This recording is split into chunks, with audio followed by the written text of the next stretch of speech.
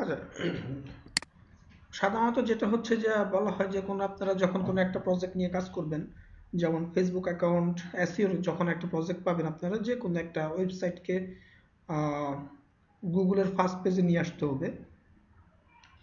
এই ক্ষেত্রে আপনারা যেটা করতেছেন সেটা হচ্ছে যে আপনারা ওদের জন্য সোশ্যাল অ্যাকাউন্টগুলো তৈরি করতেছেন বিভিন্ন প্ল্যাটফর্মে। তো সোশ্যাল অ্যাকাউন্টগুলো তৈরি করার পরে আপনারা বিভিন্ন অ্যাক্টিভিটিস শুরু করতে হবে, যেমন গ্রুপে জয়েন, তারপরে বিভিন্ন পোস্টিং এই রিলেটেড। তো এইখানে করতে গেলে কিছু প্রবলেম আছে, যেটা শুরুতে আপনাদেরকে দেখানো হয়েছে, কিন্তু আপনারা হয়তো এটা খেয়াল করেন নাই। তো এইখানে কি ধরনের প্রবলেম হইতে পারে, রিফাত আপনি কি একটু বলবেন? জি স্যার। হ্যালো। বলেন, সবার সাথে শেয়ার করেন যে আপনি মনে করেন যে কি ধরনের প্রবলেম হইতে পারে, তার একটা ব্যাখ্যা দেন। আমার তো মনে হয় আপনি পারবেন। জি, জি, নতুন আইডি খোলার পরে মানে আগে প্রোফাইলগুলো ভালো কমপ্লিট করতে হবে, এবং কোনো গ্রুপে এড হওয়া যাবে না। যদি কোনো গ্রুপে প্রোফাইল এড হওয়া ভালোভাবে যায় কমপ্লিট মানে বলতে কি, স্টেপ বাই স্টেপ বুঝে বলেন পুরোপুরি। জি, জি। প্রোফাইল পিকচার, প্রথমে প্রোফাইল পিকচার, কভার ফটো করে দিতে হবে।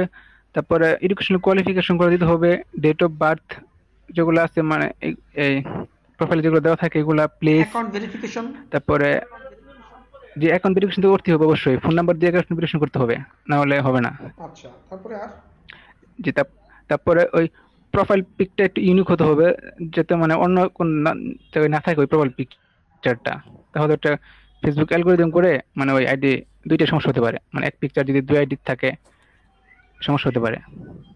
আচ্ছা, তারপরে? এবং প্রোফাইল মানে ফ্রেন্ড রিকোয়েস্ট এত পাঠানো যাবে না, একটা বা দুইটা আস্তে আস্তে বাড়াতে হবে, ইনক্রিজ করতে হবে।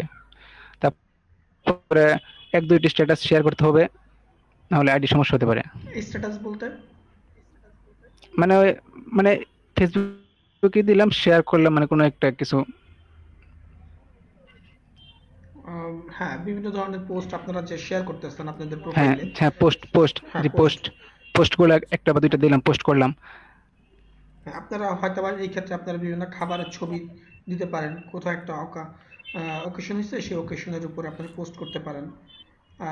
পোস্টটা হতে হবে আপনার মোটামুটি যেমন একটা দেখাতে হবে যে একটা ব্যক্তিগত লাইফের নিয়ে। কোনো প্রকার পোস্টটা আবার কোনো প্রকার বিজনেস পোস্ট যাতে না হয় এটা খেয়াল রাখবেন। সেটা হবে আপনার লাইফ লিডিং রিলেটেড পোস্ট হবে। যেমন আপনি একটা রেস্টুরেন্টে গেছেন, খাওয়া দাওয়া করছেন, এটার জন্য আপনাকে রেস্টুরেন্টে যাইতে হবে না, বাট আপনি ওই রিলেটেড পোস্ট দিলেন, যে একটা খাবারের ছবি দিয়ে দিলেন যে এই খাবারটা এরকম, অমুক দাম বা হোয়াট এভার, আপনি একটা ছোট করে একটা লেখা দিলেন। যেহেতু আপনাকে কয়েকটা আইডি তৈরি করতে হবে, আইডিগুলো ফেক নাকি রিয়েল এটার জন্য গুগলে, সরি, ফেসবুকে অ্যালগোরিদম আছে, সেই অ্যালগোরিদমগুলো যাতে ধরতে না পারে সেজন্য আপনাদেরকে এটা করতে হবে। যে এটা যে পিওর বা এটা যে ঠিক আছে এটা একটা রিয়েল মানুষের আইডি সেটা বোঝানোর জন্য এই কাজগুলো করতে হবে। ইফাত আপনি পারফেক্টলি বলছেন। ইফাত আপনি কি কোনো কিছু বলতে পারবেন এক্সট্রা? এটা তো ফেসবুকের বেলায় বললো, আপনি কি বলতে পারেন পিন্টারেস্টের ব্যাপারে? স্যার, রিফাত ভাইয়ার কথা নিয়ে আমার একটা কোশ্চেন ছিল। জি বলেন, কোশ্চেন করেন। স্যার, উনি তো বললো না যে প্রোফাইল পিকচারটা ইউনিক হতে হবে। হ্যাঁ, স্যার, অনেক সময় তো আমরা দেখি যে সেম প্রোফাইল পিকচারও হয়, তখন তো সমস্যা হয় না? সেই অ্যাকাউন্টগুলো মানে ওল্ড, সেম পুরাতন হয়ে প্রোফাইল যায়। পিকচার অনেকে দেয়। সেটা হচ্ছে যে ক্লোন করে কিংবা আরেকজনকে বিপদে ফেলানোর জন্য সে শুরুতেই সেটা করে না, সেই স্টেপ বাই স্টেপ ওই জায়গাতে পৌঁছায়া যায়। আর প্রোফাইল পিকচারটা সেম হইলেই সমস্যার সাথে সাথে হয়ে যায় ব্যাপারটা তা না। ও রিফাত এটা বুঝাইছিল যে এক্ষেত্রে সাবধানতা অবলম্বন করার জন্য, যে অ্যাকাউন্টটা যাতে ক্লোজ না হয়ে যায়। আর যে এরকম ফ্রড করে তার অ্যাকাউন্ট ক্লোজ, ফ্রড বলতে হচ্ছে গিয়ে আপনি যে উদ্দেশ্য বুঝাচ্ছেন যে একজনের লোকে একজনের নাম আরেকজনকে কুৎসা রটানোর জন্য, যে একটা আলাদা তার নামে ছবি টবি দিয়ে তার এখান থেকে আজে বাজে জিনিস স্প্রেডিং করার ব্যাপারটা, তাই তো? না স্যার, না, আমি ওইটার জন্য বলছিলাম না। মানে হচ্ছে আহ দেখা যায় না যে মানে মেয়েরা সাধারণত যেটা করে যে অনেক কি বলবো, অনেক সেলিব্রিটিদের ছবি, একই একই রকম ছবি একজন দিচ্ছে আরেকজন দিচ্ছে, তো তখন সমস্যা হয় না তো?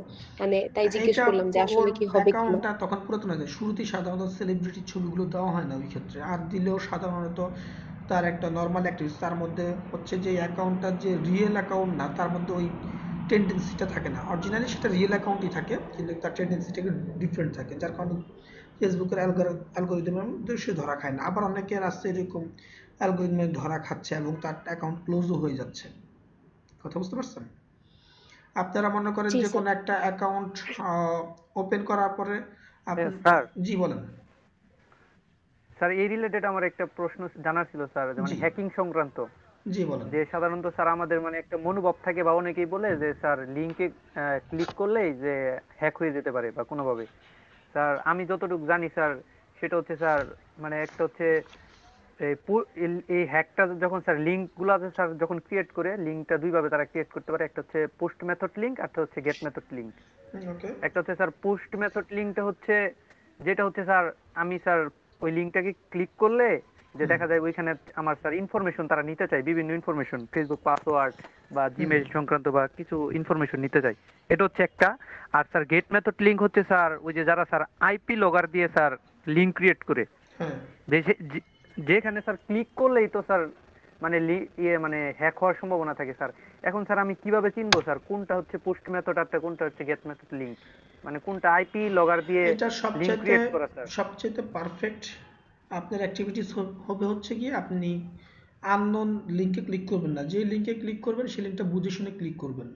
সাধারণত ব্যাংকে এই ধরনের স্টিলিং মানে চুরির জন্য আপনার ব্যবস্থা করা হয়। তারা বিভিন্ন ধরনের এমনভাবে ইমেলটাকে সাজায় যে ইমেলটা অ্যাট্রাকটিভ অথবা তার রিলেভেন্ট, তার কাজের জন্য দেওয়া হয়েছে এরকমভাবে সাজানো হয়। সাজানোর পরে সেই ইমেলের মধ্যে তারা প্রয়োজন অনুসারে লিঙ্কগুলোকে ছড়ায় দেয় যে এটা এই পারপাজের লিঙ্ক দিয়ে। স্যার আপনি যদি স্যার একটু দেখাইতেন স্যার, ওই যে আইপি লগর দিয়ে স্যার কেমনে লিঙ্ক গুলা ক্রিয়েট করে স্যার, একটু যদি দেখাইতেন স্যার ওইটা তো হ্যাক, পরবর্তীতে আর কি ওইটা স্যার। তো ডিজিটাল মার্কেটিং রিলেটেড না, ওইটা তো অন্য রিলেটেড। ওইটা দেখাইতে পারে আমি ডিফারেন্ট এই ক্লাস শেষে, তারপর হচ্ছে যে আমি জি জি স্যার, জি স্যার আলাদাভাবে আপনি দেখাইতে যখন পারি। স্যার, জি স্যার আপনি যখন স্যার একটু স্যার সময় পাবেন স্যার, একটু আমার কিন্তু দেখাইতেন আপনি স্যার। কেন সেটা দেখাবো আগে এটা বলেন, আপনি এটা দিয়ে কি করবেন? মানে স্যার আমার একটু জানার ইচ্ছা ছিল স্যার, স্যার কিভাবে মানে ওই লিঙ্ক গুলা কি করে স্যার, যে নর্মাল তো অনেকগুলা লিঙ্ক থাকে স্যার, আপনি তো মানে ওইটা দিয়ে ঢুকলেই তো কি আপনি হ্যাক ইয়েতে করবেন? ঢুকলেই তো দেখা যায় যে, না না না ভাই স্যার, ওটা হ্যাক আমি করার কোনো চিন্তা ভাবনা নাই স্যার। গার্লফ্রেন্ড আছে নাকি? আমি জানতে গার্লফ্রেন্ডের চাওয়ার থেকে ইনফরমেশন স্যার, নেবেন?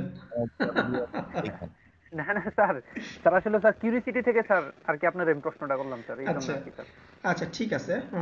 এটা ডিজিটাল মার্কেটিং যখন শেষ হবে, শেষ হওয়ার পরে আমি এডুকেশনাল পারপাসে আপনাদেরকে ওগুলো দেখাবো যে কিভাবে জি লিঙ্কগুলো স্যার, কিছু জেনারেট বেসিক করা হয়। জিনিস এগুলো স্যার আমাদের একটু দেখেন স্যার। কিন্তু কিভাবে আপনার ইনফরমেশন কালেক্ট করা হয় সেটা দেখাবো না, আমি যেটা দেখাইতে পারি যে জি লিঙ্কটা স্যার, কিভাবে তৈরি করা হচ্ছে। জি স্যার, ধন্যবাদ স্যার। লিঙ্কটা কিভাবে তৈরি করা হচ্ছে এবং মনে করেন একটা ইমেল তৈরি করা হচ্ছে, এটা অলরেডি আপনাদেরকে দেখানো হয়ে গেছে আমার বিশ্বাস। আপনারা হয়তো এটা ধরতে পারেন নাই। আপনাদেরকে অলরেডি স্যার এটা দেখানো হয়ে গেছে। স্যার একটা হচ্ছে নরমাল লিংক, আর স্যার ওই যে স্যার যারা আইপি দিয়ে স্যার আইপি লগর দিয়ে দেখেন, করে স্যার, ওদের অ্যাবনর্মাল তো স্যার নর্মাল বলে কোনো কথা নাই, লিঙ্ক সবগুলোই নর্মাল, অ্যাবনর্মাল বলে কোনো কিছু নাই। অ্যাবনর্মালটা হচ্ছে যে অ্যাক্টিভিটিস আপনার যেটা বললেন যে post method, get method, what ever যেটাই ঘটবে সেটা হচ্ছে যে আপনার যখন লিঙ্কে ক্লিক করবেন, সেই লিঙ্কে ক্লিক করাটা ইস্যু না, লিঙ্কে ক্লিক করার পর স্টেপটা হচ্ছে যে ইস্যু, যে এরপরে সে কি আসলে সাজায় রাখছে, তার প্রোগ্রামিং অথবা third party hacking related software দিয়ে সে এটাকে কীভাবে সাজাইছে। তারপরের স্টেজে লিঙ্কটা তো আপনাকে নিয়ে যাবে সেখানে। লিঙ্ক তো কোনো কিছু নয়, লিঙ্ক তো জাস্ট আপনার এখানে দেওয়া থাকলো যে অমুক ওয়েবসাইট একটা লিঙ্ক এক্সাম্পল। এইখানে তো কোনো কিছু হচ্ছে না, লিঙ্কে ক্লিক করলেন, ক্লিক করার পরে তারপরে আপনার অ্যাক্টিভিটিসটা হবে হচ্ছে গিয়ে আপনারকে নিয়ে যাবে হচ্ছে যে স্পেসিফিক একটা নির্দিষ্ট জায়গাতে। না না স্যার আপনার কথা ঠিক আছে স্যার, কিন্তু আমি স্যার কোনটা বলছি স্যার, আমি বলছি যে স্যার লিঙ্কে ক্রিয়েট করলাম, তারা নিয়ে যাবে আমাকে, কিন্তু স্যার আইপি লগর দিয়ে যারা ক্রিয়েট করতেছে, ওদের তো আমার নিয়ে যাওয়ার আগেই তো আমার ইনফরমেশন গুলো তাদের কাছে চলে যেতেছে, মানে আমি লিঙ্কে ক্রিয়েট করা মাত্র, ক্লিক করা মাত্রই স্যার, এটা আমি বলছিলাম একই তো এই কথা, কথাটাই। পার্থক্য কি? আইপি লগআউট দিয়ে যে করতেছে সে তারটা থেকে আপনার লিঙ্কে ক্লিক করা লাগতেছে না। জি স্যার, জি স্যার, মানে আমি আপনি ওটাতে ক্লিক অনেক করলে সময় দেখা তখন কি যায়। হচ্ছে, ক্লিক করলে যেটা হচ্ছে যে তার এখানে একটা সফটওয়্যার থাকতেছে, সফটওয়্যারটা সেটা করবে কি, আপনি এখানে যেটা হচ্ছে যে আপনি অ্যাক্সেস দিয়ে দিচ্ছেন। এখানে আবার একটা ব্যাপার আছে, আপনার যদি অ্যান্টিভাইরাস আছে বেশ কিছু বর্তমানে, যে অ্যান্টিভাইরাসগুলো খুব সুন্দরভাবে আপনার কম্পিউটার সব কিছু মেনটেন করে। এক্সাম্পল আমার এখানে যেটা আছে, যদি এই অ্যান্টিভাইরাস কোম্পানির বিরুদ্ধে মামলা আছে যে ওরা নিজেরাই ইনফরমেশন কালেক্ট করার চেষ্টা করছে বা এই ধরনের মামলা হোয়াট এভার, কিন্তু তাদের এটা আমি ইউজ করতেছি হচ্ছে যে আহ, ওর এখানে আমি যখন কোনো একটা লিঙ্ক নিয়ে কাজ করতেছি, সেই লিঙ্কে যাওয়ার সময় আর কোনো রকম অ্যাক্টিভিটিস হবে না। এখানে তার পারমিশন নিবে, পারমিশন আমি যদি অ্যাকসেপ্ট করি তাহলেই, তার মানে হচ্ছে যে আপনাকে বুঝতে হবে যে আপনি কি পারপাজে অ্যাকসেপ্ট করতেছেন না করতেছেন। আমি যদি একটা এক্সাম্পল দেই আপনাদেরকে, আমার স্ক্রিন তো দেখতে পারতেছেন না? জি স্যার, জি স্যার। ওকে, আমি একটা এক্সাম্পল দেই, সেটা হচ্ছে যে 188 এটা কি দেখাই।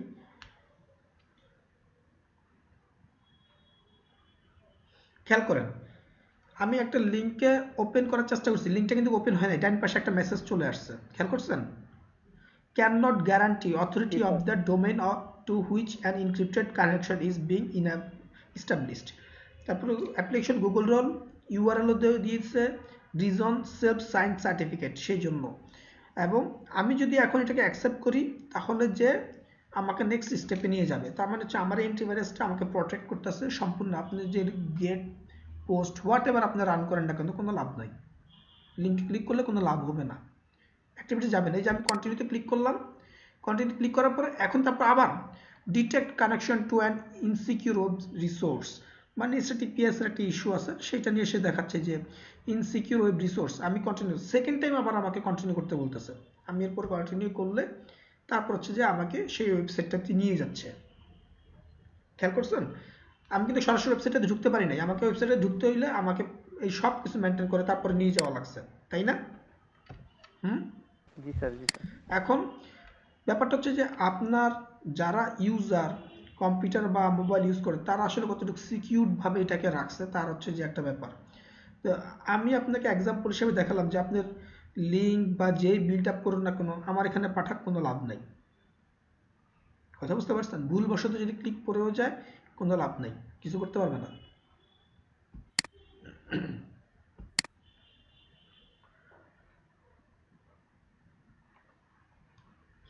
আচ্ছা, এইটা হচ্ছে আপনাদেরকে দেখানোর জন্য যে সিকিউরিটির জন্য এটা আমি ইউজ করতেছি বর্তমানে ক্যাসপার স্কাই। ক্যাসপার স্কাই হচ্ছে টোটাল সলিউশন, এটা হচ্ছে যে 1 মাস কিংবা 2 মাসের জন্য ফ্রি সিস্টেম আছে। তো এরপরে যেটা করব যে আমি কন্টিনিউ করব না, তারপরে ওরা যেটা করবে যে আপনার একটা অফার দিবে, আমি এটা জানি এই সিস্টেমই ওরা করে, অফার দিবে। অফার দিলে তখন আমার অ্যাক্সেস বেশ কিছু লিমিটেশন করে দিয়ে ওরা বেশ কিছু অ্যাক্সেস ইনেবল রেখে কিছু অ্যাক্সেস লিমিট করে দিয়ে আমাকে রান করার সুযোগ করে দিবে, যদি আমি যদি এটা পারচেস না করি। ইন জেনারেল টার্মসে নিয়ে আসবো ওরা, বুঝতে পারছেন? আপনারা চলে ইউজ করতে পারেন। আর এই ক্ষেত্রে হচ্ছে যে আপনারা হয়তো বা বলতে পারেন সেদিনকে জন্য বললো যে পুরো অ্যান্টিভাইরাসের জন্য কম্পিউটার ফরম্যাট দেওয়া লাগছে, না কিচ্ছু করতে হবে না। আপনার আপনার যদি এই ধরনের ক্ষেত্রে কিছু সমস্যা হয় যে পেইড ভার্সনের জন্য বলা হয়, তখন আপনি এটাকে আনইনস্টল করে দিবেন। আনইনস্টল করার পরে আপনি আবার রেজিস্ট্রি আছে, উইন্ডোজ রেজিস্ট্রি থেকে আপনি এগুলো ফেলে দিতে পারবেন। কিভাবে করবেন শিখেন, আমি এটা আপনাদেরকে ক্লাস, এটা সবাই একটু খেয়াল করেন কিভাবে করবেন, এটা আপনাদের জানা উচিত। উইন্ডোজ বাটনে চাপ দিবেন অথবা স্টার্ট বাটনে যাবেন, যে কোনো একটা। যাওয়ার পরে উইন্ডোজ বাটন ধরে তারপর হচ্ছে যে আর চাপ দিবেন, ঠিক আছে? উইন্ডোজ বাটন কোনটা সেটা জানেন তো? স্পেস বারের পাশে অল্টারের পাশে দেখবেন একটা উইন্ডোজের যে ছবির যে সাইন সেটা দেওয়া আছে জানালার মতো করে, প্লাস সাইন দিয়ে, দেখছেন? কন্ট্রোল এবং অল্টার সবার নিচে দেওয়া আছে উইন্ডোজ সাইন, খুঁজে পাইছেন? এটা জি স্যার। এটাকে বলা হয় উইন্ডোজ কি? আখিমুনি, স্যার খুঁজে পাইছি। ওকে গুড, আখিমুনি তো অ্যাডভান্স। ওকে, এইখানে যাওয়ার পরে আপনার যে রান আসলো, রানের মধ্যে আপনি এখানে লিখবেন হচ্ছে যে REG raise ADIT raise edit, মানে হচ্ছে রেজিস্ট্রার এডিট, ঠিক আছে? রেজ এডিট লিখবেন, এটা লিখে রাখেন আপনারা নোট করে, REGEDIT এডিট। এরপর হচ্ছে কি ওকে, ওকে অথবা এন্টার দিবেন। দেওয়ার পরে ওরা বলতেছে যে এটা আমার এখানে প্রোগ্রাম নেম, এটা অ্যাক্সেস করতে চাচ্ছে, আমি পারমিশন দিলাম অ্যাক্সেসের জন্য। ওপেন হইলো, হওয়ার পরে আপনার এটা থাকবে হচ্ছে যে সম্ভবত লোকাল মেশিনের মধ্যেই থাকবে, সিস্টেম সফটওয়্যারের মধ্যে যে দেখেন আপনি কোথায় থাকবে খেয়াল করেন, আপনি এখানে কতগুলো অপশন আছে, আপনি এইভাবে পাবেন, আপনি আমার মতো নাও পেতে পারেন, এইভাবে পাবেন, অথবা যেভাবে চান আপনি এই জায়গাটাতে ব্যাক করবেন, ঠিক আছে, এই যে অ্যারোর মধ্যে ক্লিক করে করে ব্যাক করে এই জায়গাটা ক্লিক করার পরে এইচ কি আন্ডারস্কোর লোকাল মেশিন লিখে রাখেন, এইচ কি underscore local machine, local underscore machine, এখানে এই ট্যাবে যাবেন, এই অ্যারোতে ক্লিক করব আমি। ক্লিক করার পরে আপনার যেটা হবে যে এইভাবে পাবেন আপনি। পাওয়ার পরে আপনি এরপর হচ্ছে কি সফটওয়্যার যেটা অপশন আছে সফটওয়্যারের মধ্যে ক্লিক করবেন। সফটওয়্যারের মধ্যে ক্লিক করার পরে দেখেন এখানে আপনার যেসব সফটওয়্যারগুলো ইনস্টল করছেন ল্যাপটপে অথবা কম্পিউটারে সেগুলো এখানে শো করবে।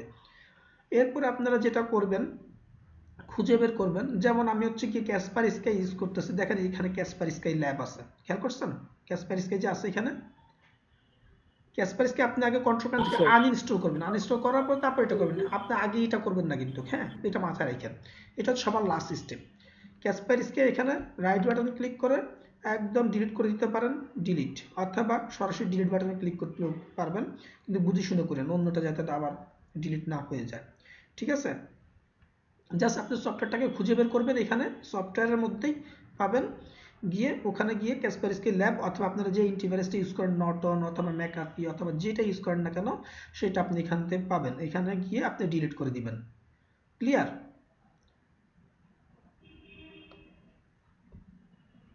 স্যার এটা করবেন কখন? এটা করবেন হচ্ছে গিয়ে কিসের পরে, সেটা হচ্ছে যে আপনি উইন্ডোজে যাবেন, কন্ট্রোল প্যানেলে যাবেন, উইন্ডোজ বাটন অথবা স্টার্ট মেনুতে ক্লিক করার পরে এটা পাবেন অপশন কন্ট্রোল প্যানেল, লিখলেই চলে আসবে, আর যদি খুঁজে পান আপনারা তাহলে আরো ভালো, আমি এত খোঁজাখুঁজির টাইম নেই, আমি সরাসরি লিখছি চলে আসছে। কন্ট্রোল প্যানেলে আসার পরে আমি যেটা করব যে এটা আপনারা অনেকেই পারেন, প্রোগ্রাম অ্যান্ড ফিচার এই অপশনটাতে যাবেন।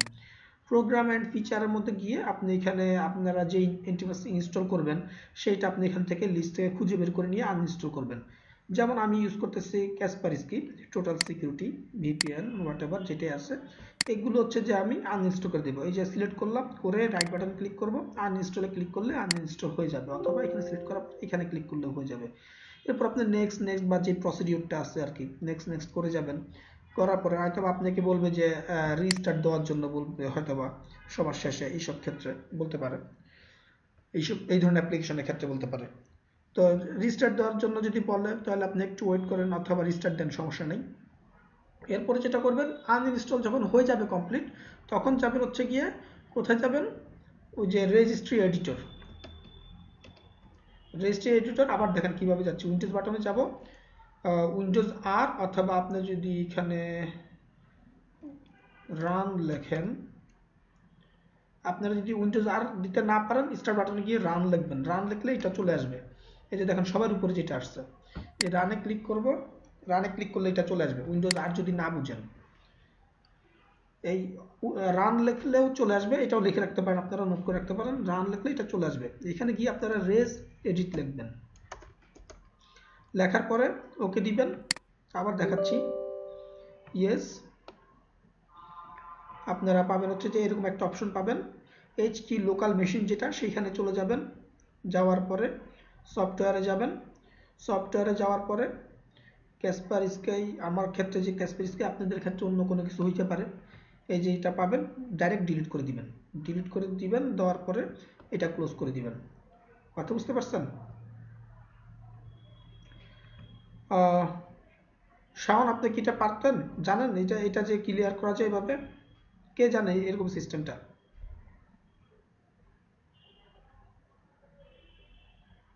কেউ জানেন আপনারা?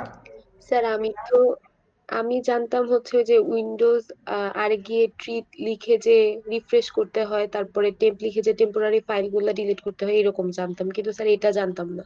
ওইগুলো হচ্ছে যে আপনার অন্য জিনিস, ওইগুলো অন্য পারপাস ইউজ করা হয়। যেমন আপনি ট্রি বলতেছেন সেটা জাস্ট আপনার হ্যাঁ, ওটা তো র্যাম রিফ্রেশ ক্লিয়ার করার করার জন্য জন্য, ইউজ করা হয়। হ্যাঁ র্যাম ক্লিয়ার করার জন্য এটা করতেছেন। র্যাম মনে করেন র্যামে অনেক কিছু নিয়ে রেখে দেয়, তো ওইটা ক্লিয়ার করার জন্য এটা ট্রি ইউজ করতেছেন। আর ট্যাম্পের যেটা ডিলিট করতেছেন সেটা হচ্ছে যে আপনার ক্যাশ বা অন্য কোনো কিছু জমে গেছে সেগুলো ক্লিয়ার করার জন্য আপনি ট্যাম্প ইউজ করতে পারেন। ট্যাম্পে আবার দুইভাবে করা যায়। ট্যাম্পের মধ্যে হচ্ছে গিয়ে একটা হচ্ছে গিয়ে কি underscore, sorry percentage temp, sir দুই পাশে পার্সেন্ট। হ্যাঁ এটা দিয়ে যদি আমরা এন্টার দেই তাহলে একটা ওপেন হবে। আরেকটা সিস্টেম হচ্ছে গিয়ে কি দেখেন, খালি ট্যাম্প, এটা তো আছে, এটা তো আপনারা ফাইল এক্সপ্লোরার এটার মধ্যে যেগুলো পাবেন এগুলোও ক্লিয়ার করে দিবেন। লগ বা এগুলো যা থাকে সাধারণত এই ট্যাম্পের মধ্যে লগগুলো স্টোর করা থাকে, বুঝতে পারছেন? এই যে কম্পিউটার ট্যাব কম টাইপস আন্ডারস্কোর ক্যাশ এই রিলেটেড ইনফরমেশন থাকে, আপনারা ক্যাশ ক্লিয়ার করার জন্য এখান থেকে করতে পারেন। যাই হোক, আর রেজিস্ট্রি এডিটরটা হচ্ছে যা সাবধান ইউজ করবেন। আমি একটু বলে দিই আপনাদেরকে, রেজিস্ট্রি এডিটরে যদি আপনি কোনো ভুল করে বসেন, কোনো ডিলিট বা কোনো কিছু চেঞ্জ করে বসেন, সেক্ষেত্রে আপনার সফটওয়্যারটা ঠিক মতো কাজ করবে না, ভুলনেরাবিলিটির স্টাইলে সে কাজ করবে এবং সে অনেক কিছু মিসকনফিগার হয়ে যেতে পারে রেজিস্ট্রি থেকে যদি তাকে ডিলিট করে দেন। সেই জন্য আপনি তখনই ওইটা ডিলিট করবেন যখন আপনি ওভার কনফিডেন্ট যে আপনার এই সফটওয়্যারটা আপনি আনইনস্টল করছেন এবং প্রয়োজন নাই। যখন প্রয়োজন নাই মনে হবে তখন আপনি আগে আনইনস্টল করবেন প্রোগ্রাম ফাইলসে গিয়ে। আনইনস্টল করার পরে এরপরে যাবেন হচ্ছে গিয়ে রেজিস্ট্রি এডিটরে, ওখানে গিয়ে আপনি ডিলিট করে দিবেন ফর ফিউচার ইউজ। ইন ফিউচারে আপনি চাইলে এই সেম সফটওয়্যারটা আবার ইউজ করতে পারেন। সাধারণত রেজিস্ট্রি এডিটর থেকে এই সফটওয়্যার ডিলিট না করার কারণে যেটা হয়, আপনি একটা সফটওয়্যার ইনস্টল করলেন, ইনস্টল করার পরে মনে করেন ওর টাইমটা এক্সপায়ার হয়ে গেছে, এখন আপনি আবার ইনস্টল করলেন, করার পর সে বলতেছে যে এটা অলরেডি ইউজ করছি আমি, তাই না? এইরকমই তো শো করে।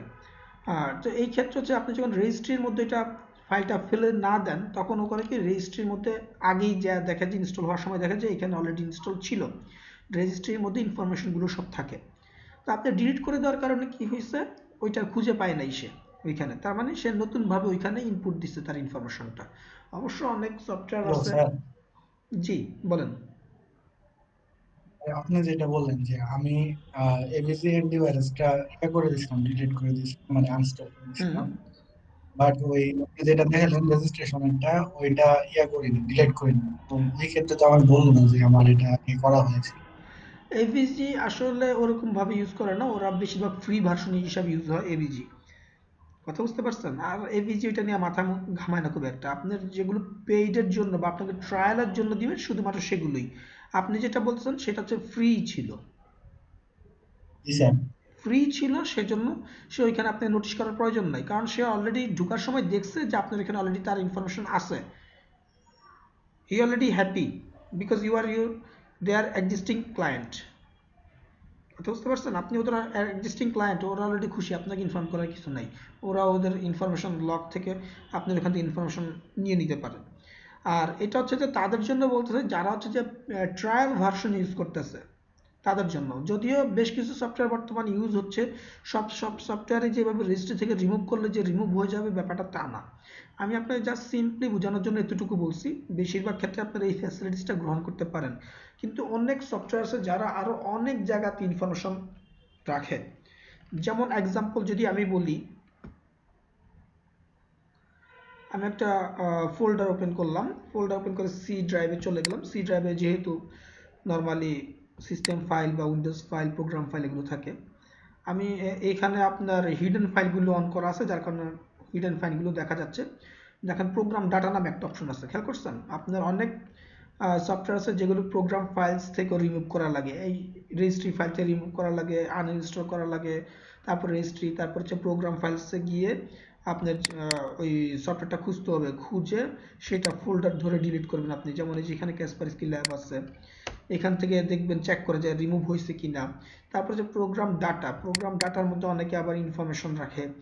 প্রোগ্রাম ডাটাটা নর্মালি আপনারা পাবেন না, যেহেতু বাই ডিফল্ট ফাইল যেগুলো হিডেন করে থাকে সেগুলো শো করে না। এগুলো হাইটগুলোকে আনহাইড করে নিতে হবে। আনহাইড করলে তখন আপনি এগুলো পাবেন, এই সফটওয়্যারগুলো। দেখেন ক্যাসপারস্কি ল্যাব এই প্রোগ্রাম ডাটার মধ্যেও আছে, খেয়াল করছেন? সাধারণত এই ধরনের সফটওয়্যার যেগুলো ইউজ হয়, যারা কিনা বিভিন্ন জায়গায় জায়গায় ইনফরমেশন রাখে, তার মধ্যে একটা হচ্ছে যে মনে করেন মাইস্কুয়েল আনইনস্টল করার সময় ব্যাপারটা খুব টাফ হয়ে যায়। আনইনস্টল করার সময় ওদেরকে অনেকভাবে তাদের সব রুট অপশনগুলো ডিলিট করতে হয়, প্রোগ্রাম ডাটা, প্রোগ্রাম ফাইল যা যা আছে সব ডিলিট করা লাগে। সব ডিলিট করলে তারপরে যে এগুলো প্রপারলি আনইনস্টল হয়, তাছাড়াও আনইনস্টল প্রপারলি হয় না, বুঝতে পারছেন? আর শাওন, আপনার অ্যান্সার তো পাইছেন নিশ্চয়ই, কেন আপনারটাকে চায় নাই? কারণ জি স্যার। ওইটা অলরেডি ফ্রি ভার্সন, তো ওইটা বলার কিছু নেই। এটা হচ্ছে যে বলা হয়েছে যারটা কিনা ট্রায়াল ভার্সন দিয়ে রাখছে তাদের জন্য।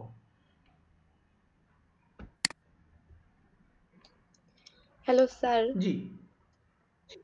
স্যার ফটোশপ ইনস্টল করে কিভাবে? মানে ওইটা তো পেইড, তাই না? ফটোশপের তো টাকা মধ্যে দিয়ে ইনস্টল করতে ফটোশপের মধ্যে হয়। ভার্সন আছে। ফটোশপের মধ্যে ভার্সন, সেই হিসাবে ফটোশপের ভার্সন অনুসারে আপনি যদি একটু ওল্ড ভার্সন বা সিএস ভার্সন নিতে চান, এগুলো নিলে আপনার সেগুলো ফ্রিতে ক্র্যাক পাওয়া যায়। যদি আমার এগুলো কথা বলা উচিত না, আহ, এটা আসলে দুঃখজনক কথাবার্তা, বাংলাদেশি প্রেক্ষাপটে এগুলো বলতে বাধ্য হচ্ছি আর কি। সেক্ষেত্রে হচ্ছে যে আপনি ওখানে আপনার ক্র্যাক যেগুলো আছে সেগুলো নামায় কাজ করতে পারেন। আর পেইড যেগুলো আছে সেখানেও ক্র্যাকের অপশন আছে, কিন্তু সেটার জন্য আপনাকে চেক করতে হবে। ক্র্যাক নামানোর সময় খুব সাবধানতা অবলম্বন করতে হয়, কারণ ক্র্যাক নামাতে গেলে অনেক সময় ভাইরাস স্প্রেড করার সময় থাকে। অনেকে ক্র্যাক জি নাম স্যার। ভাইরাস স্প্রেড করে দেয়। সেক্ষেত্রে আপনারা যেটা করবেন যে পুরাতন যে একটু ভার্সন যেগুলো আছে ফটোশপ সেগুলো ইউজ করতে পারেন। সেগুলো ইউজ করলে আশা করা যায় আপনাদের প্রবলেমগুলো সলভ হয়ে যাবে, আপনারা ফটোশপের কাজগুলো করতে পারেন। আর কোনো কোশ্চেন? আপনাদের কি কারো কোনো সফটওয়্যার লাগবে নাকি আমাকে জানান, যদি আমার ট্যুর থাকে তাহলে আমি আসার সময় সফটওয়্যারগুলো নিয়ে আসবো। আপনারা যারা যারা চান আমি পেন ড্রাইভে করে আপনাদেরকে দিয়ে দিব, আপনারা পেন ড্রাইভ নিয়ে আসবেন, আমি দিয়ে দিব আপনাদেরকে। যদি আপনাদের কোনো রিকোয়ারমেন্ট থাকে কোনো সফটওয়্যারের, আমাকে আচ্ছা স্যার, লিস্ট দিয়ে তাহলে রাখতে পারেন। স্যার আপনি ফটোশপটা নিয়েছেন। আমার এইভাবে মুখে বলবো না, আমি ভুলে যাবো জানা কথা, আমাকে লিস্ট ধরায় দিয়েন আপনারা, যার যা সফটওয়্যার লাগবে আমাকে জানায়েন, ঠিক আছে? আচ্ছা স্যার। এই রিলেটেড ইন জেনারেল কোশ্চেন। ইউটিউবে আপনার একটা গান পছন্দ হইলো, আপনি যদি সেটা MP3 ফরম্যাটে নিয়ে আসতে চান, যে সেটা কোনো ভিডিও থাকবে না, অনলি অডিও ফাইল, সেটা আপনি খুব সিম্পলি করতে পারবেন। আপনারা কি জানেন নাকি সেটা কিভাবে করে? হুম, জানেন আপনারা? জুবাইর জানেন? না স্যার। আচ্ছা, মনে করেন যে এই যে এই গানটাকে আমি মনে করেন যে ভিডিও আমি কি দেখেছি হায়। ক্ষেত্র বিশেষে মনে করেন যে আমার কাছে মনে হলো যে এই গানটাকে আমি MP3 করে আমার মোবাইলে রাখতে পারি গান শোনার জন্য। সেই ক্ষেত্রে আপনারা কি করতে পারেন, এখান থেকে এটার লিঙ্কটাকে, ভিডিওটা ফেলে দিবেন, অনলি অডিও রাখতে পারেন। এটা খুব সিম্পলি করা যায়, এটার জন্য খুব কঠিন কিছু করতে হয় না। প্রথমে আপনি শেয়ার অপশনের মধ্যে ক্লিক করেন, ক্লিক করার পরে দেখেন একটা লিঙ্ক জেনারেট হয়েছে, এই লিঙ্কটা আপনি কপি করেন, লিঙ্কটা কপি করবেন। কপি করার পরে এটা ক্লোজ করে দেন, কপি হয়ে এসেছে অলরেডি আপনার ক্লিপবোর্ডে। এরপরে যেটা করবেন সেটা হচ্ছে যে আপনি একটা ট্যাব ওপেন করেন, এটা মোবাইল দিয়েও করা যায়, আপনার কম্পিউটার দিয়েও করা যায়। YouTube two MP3 converter,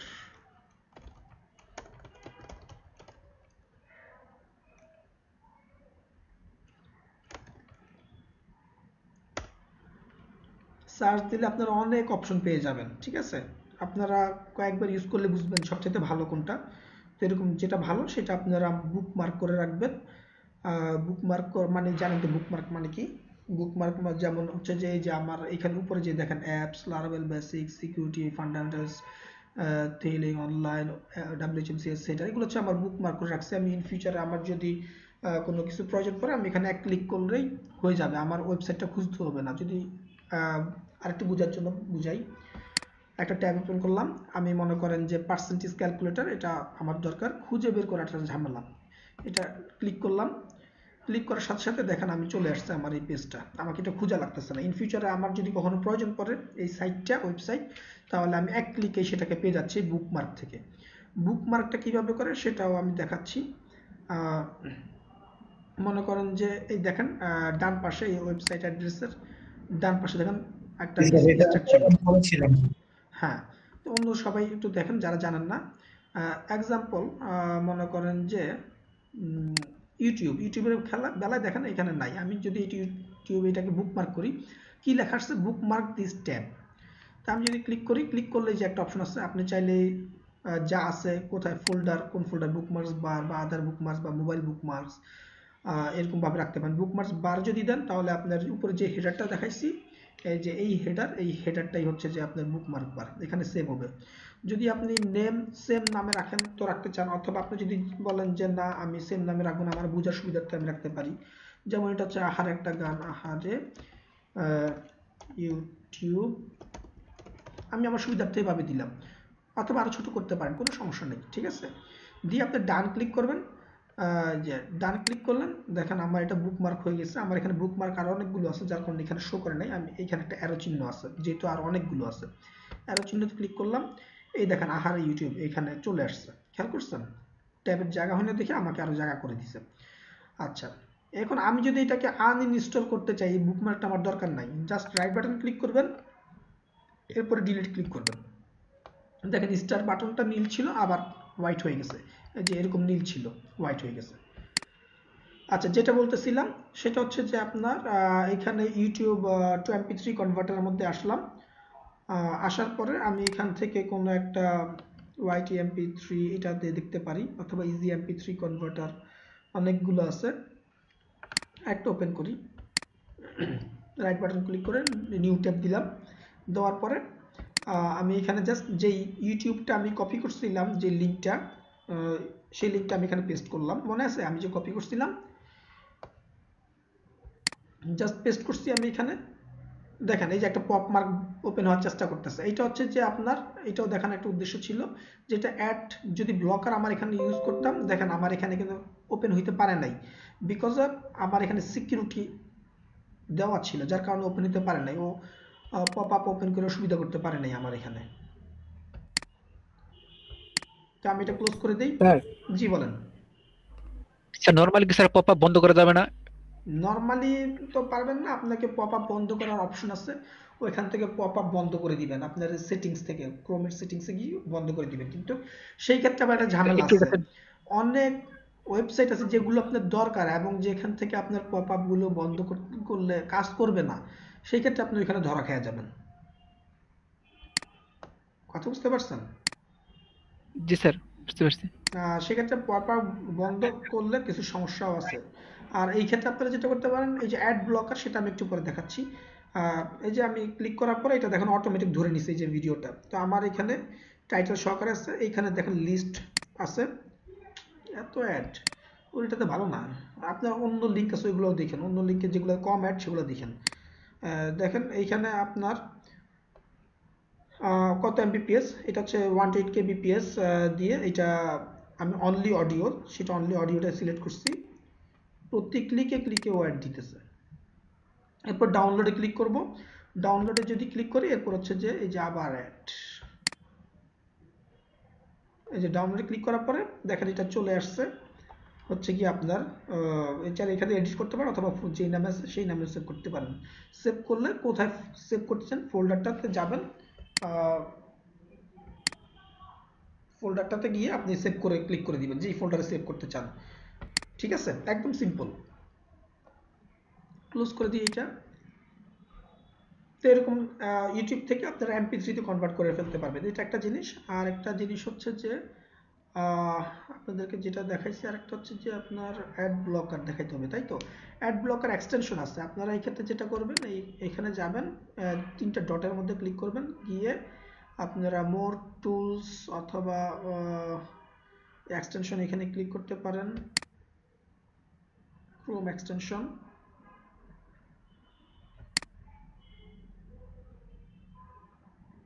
open Chrome web store, দেখেন এখানে একটা অপশন আছে সবার নিচে, এখানে যেগুলো শো করতেছে সেগুলো অলরেডি ইনস্টলড। কথা বুঝতে পারছেন? রিমুভ করার জন্য ড্যাশবোর্ড আর কি। এখানে ক্লিক করে সবার নিচে open Chrome web store, Chrome web স্টোরে চলে যান। ক্রোম ওয়েব স্টোরে আসার পরে আপনি এখান থেকে আপনি অ্যাড ব্লকার সার্চ করতে পারেন, অ্যাড ব্লকার, অ্যাড ব্লকার লিখে এন্টার দেন, তারপর সার্চে ক্লিক করেন যে কোনো একটা কিছু।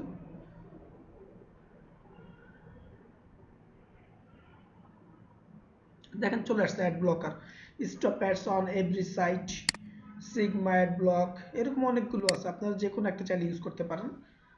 যদি স্যার আমরা মোবাইলে স্যার ইউটিউবের জন্য ইউটিউব ব্লু স্যার, ওটা দিয়ে কোনো অ্যাড আসে না, এরকম কি স্যার কোনটা ল্যাপটপের জন্য কোনো আছে? মোবাইলের জন্য ইউটিউব ব্লু একটা সফটওয়্যার আছে স্যার, ইউটিউবেরই। আচ্ছা, তাহলে ল্যাপটপেও থাকবে ওটা এরকম। আপনি ইউটিউব অ্যাড ব্লকার দিয়ে সার্চ দেন, বা ইউটিউব সার্চ দিলে আপনার এখানে চলে আসবে এই যে অ্যাড ব্লক ফর ইউটিউব আছে তো, স্যার এগুলা কাজ করে না তো স্যার। কাজ করে 1,35,992 প্রোডাক্টিভিটি মানে ইনস্টল হয়েছে, এভারেজ রেটিং 4.3 আউট অফ 5, তার মানে খারাপ না, নট ব্যাড। আসেন আমরা এটা ইনস্টল করি, ইনস্টল করে একটু চেক করি। Add to Chrome, add extension,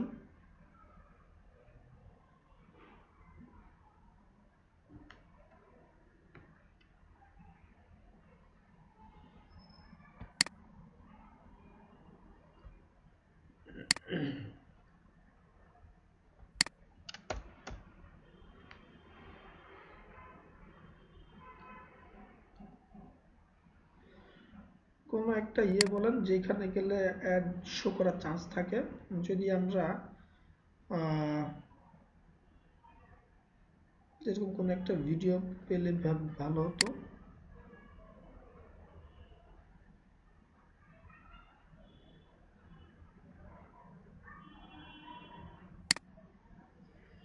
add block for YouTube,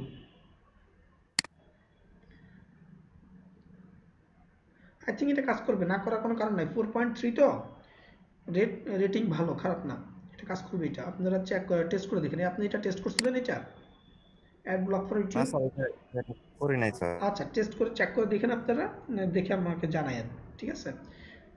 আচ্ছা স্যার। আচ্ছা ওকে, এটা ডিলিট করে দেই।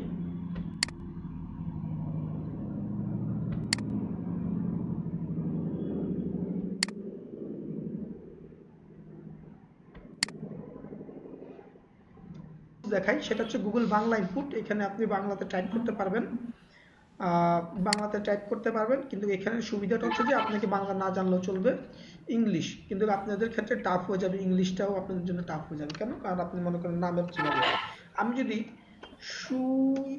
লিখি, কি লেখা আসছে খেয়াল করেন, শুয়ে, শুয়া, শুয়া, শোয়া, শোয়া, একটাও কিন্তু ছোঁয়ার ধারে কাছেও নাই, খেয়াল করছেন? এখন আসেন আমরা যাব আখির বানান, চলেন CHUYA, চুয়া, সুয়ে, সুয়া, সুয়ে, ঠিক আছে? আচ্ছা এরপরে চলেন আমরা যাই হচ্ছে স্যার এটা একটা বিরাট একটা ব্যাপার স্যার। আসলে স্যার এটা জানা ছিল না স্যার, এখন স্যার আসলে মানে যদিও মানে স্যার মজা লাগতেছে। আচ্ছা অনেক শিখতে পারতেছি।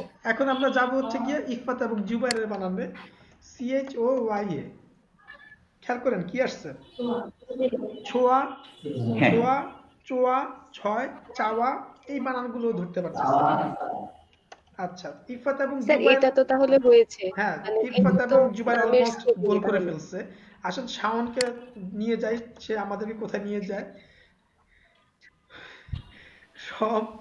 তারপর হচ্ছে যে শোয়া, শোয়া, সেও শুয়ে পড়তেছে খালি, শো, শুয়ে পড়ো। আচ্ছা ঠিক আছে, আর কি আছে? আচ্ছা এরপর হচ্ছে যে মুন্নি, মুন্নি আমাদেরকে কি বলছে দেখি। নামটা এমন হইতে পারে, সেজন্য আমাদেরকে নাম সিলেকশনের সময় অবশ্যই খুব সাবধানতা অবলম্বন করতে হবে। এটা আপনাদেরকে কেন বলছি, আপনারা যারা ফ্রিল্যান্সিং করবেন, ফ্রিল্যান্সিং অন্যের জন্য করতে পারেন, আপনার নিজের জন্য করতে পারেন। যদি নিজের জন্য করেন তাহলে আপনি যদি কোনো একটা প্রতিষ্ঠানের নাম দেন, সেই নামটা যদি এরকম একটা ডিফিকাল্ট নাম হয়ে যায়, সেটা কিন্তু খুব টাফ হয়ে যাবে আপনার জন্য ভিজিটর নিয়ে আসা। সেইটার জন্য আপনাকে কিওয়ার্ড কয়েক গুণ বাড়ায় ফেলতে হবে। কারণ কি, আপনাকে এই নামটা বিভিন্নভাবে ক্ল্যারিফাই করতে হবে, বিভিন্নভাবে সংজ্ঞায়িত করতে হবে, বিভিন্ন মানুষের কাছে জিজ্ঞেস করতে হবে, এই তুমি নামটা বানান করো। এই যে মনে করেন আপনি 50 জনের কাছে আবার যে সার্ভে করলেন, 50 জন 50 রকমের নাম দিলে, 50টা নাম নিয়ে আপনাকে আবার এসইও করা লাগবে প্রত্যেকটার পিছনে। আপনি বুঝতে পারছেন, টু মাচ টাফ আপনার জন্য হয়ে যাবে। সেজন্য নাম সিলেকশনের জন্য সবাই যেটা করবেন, আপনারা খুব সাবধানে নাম সিলেক্ট করবেন, যেই নামগুলো আপনাদের মনে কনফিউশন তৈরি করবে না। এখন আমি যদি আপনাদেরকে বলি মুন্নি নামটা বানান করতে, আপনারা কি কেউ ভুল করবেন? আমার ধারণা করবেন না। আমার কথা বুঝতে পারছেন? সজীব নাম যদি বানান করতে বলি, সেক্ষেত্রে আপনার একটা গ্রুপ বলবে SO, একটা গ্রুপ বলবে SHO, একটা গ্রুপ বলবে SHOZIB, আরেকটা বলবে SHOJIB। খেয়াল করেন। স্যার আমি বলবো আবার অন্যরকম ভাবে স্যার। এই তো দেখেন আপনি নিজেও আবার অন্যভাবে বলতেছেন। জি স্যার। তো স্যার যেমন স্যার আমার নামে স্যার আপনি ওই RAJIB দিচ্ছেন স্যার, আমি ওইখানে স্যার ব্যবহার করেছি RAJEEB।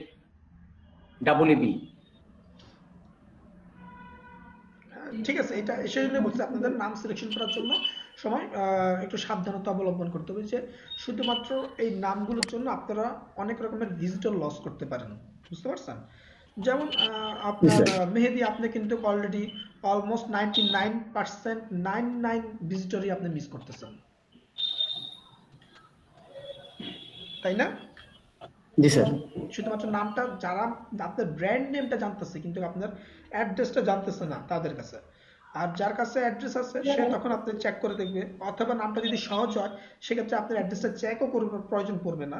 নামের অ্যাড্রেস, নামের বানানটা যদি সহজ হয় সেই ক্ষেত্রে হচ্ছে সে সরাসরি সেই নামটা লিখে ফেলবে, কারণ সে কনফিডেন্ট, জানে যে এই নামটা ভুল হওয়ার সম্ভাবনা নাই, তাই না? আচ্ছা, এটা শুধু আমি আপনাকে বলতেছি না, এটা আমি পুরো ক্লাসের সবাইকে বলতেছি এই জিনিসটা মেনটেন করার জন্য। তো আমরা একটু ঘুরে আসি। স্যার লিংকটা আমি দিয়েছি স্যার।